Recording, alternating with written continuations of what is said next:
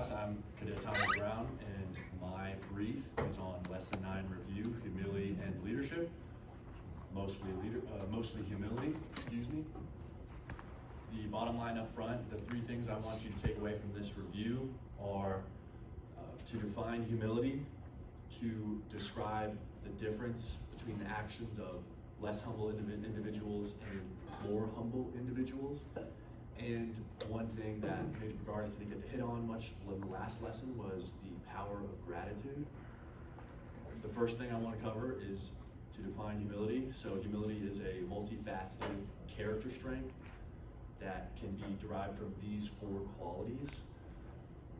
A person who lives with humility must display all four of these qualities so that they are self-awareness, which is the desire to have a full understanding or an accurate appraisal of my own strengths and weaknesses.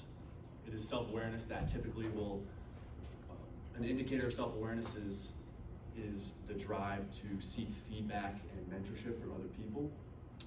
Teachability is a willingness to learn. That one's pretty self-explanatory. Appreciation of others is the capacity to know that other people can contribute to who you are and contribute to your life in a positive way. And finally, low self-focus is pro-social behaviors that express your genuine concern for other people, or they can be a simple thing as asking someone about their day. A low self-focus is important to be a person who lives with humility because it allows you to just not be that self-centered person all the time. So to understand how these four facets feed into what makes a person who live with humility and live without humility, I have a video of the possible worst example of a humble person. Click on the slide. Yeah, you may need to physically click on it.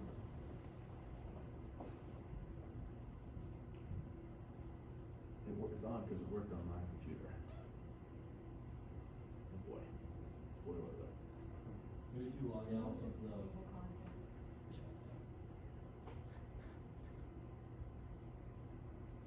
This just appears to be a web image.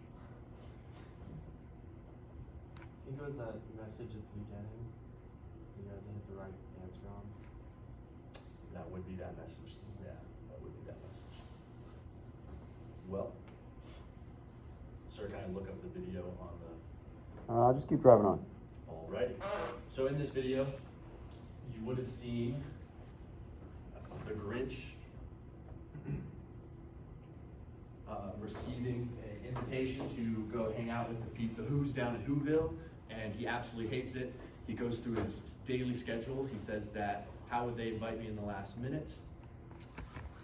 And he uses that as an excuse as why he shouldn't go, because how could they expect something so massive of him to just show up? He goes through his schedule. At 5 o'clock, he has a dinner with himself. At 6 o'clock, he has to solve world hunger and tell no one. At 8 o'clock, he has to just stare into the abyss.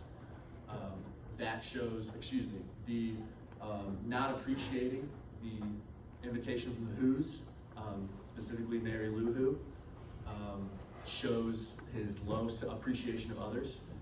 His schedule that's completely reliant on tasks that he has to do by himself, and his yearning to be by himself shows that he has a low self-focus, a high self-focus. He's a very self-centered individual.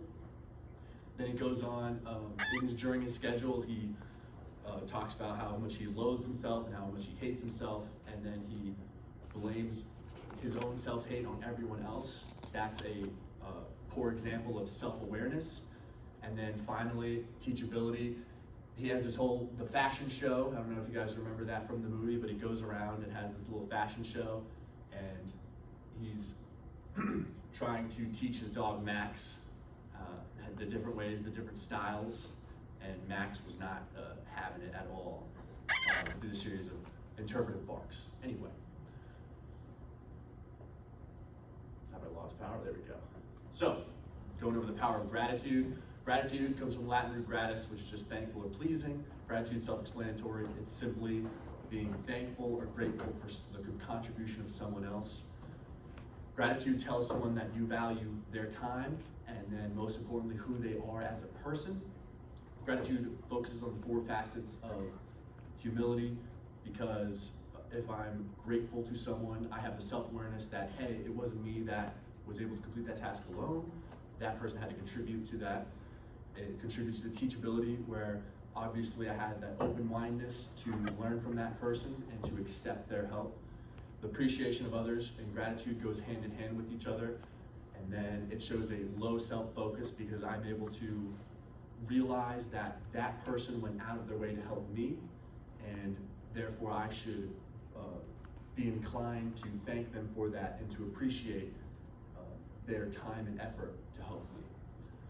Gratitude is an extremely powerful thing, and one way to practice gratitude and work on your 4 facets is I like to call it the hello, I love you, goodbye.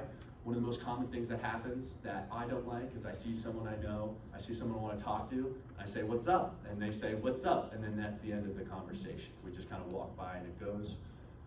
The hello, I love you, goodbye is a way that I use to try to force myself to actually engage with someone. So you say hello, you start that conversation. You don't have to say I love you. You can say how's your day. You can try to listen to them. It's really, the important thing is trying to build that connection with someone.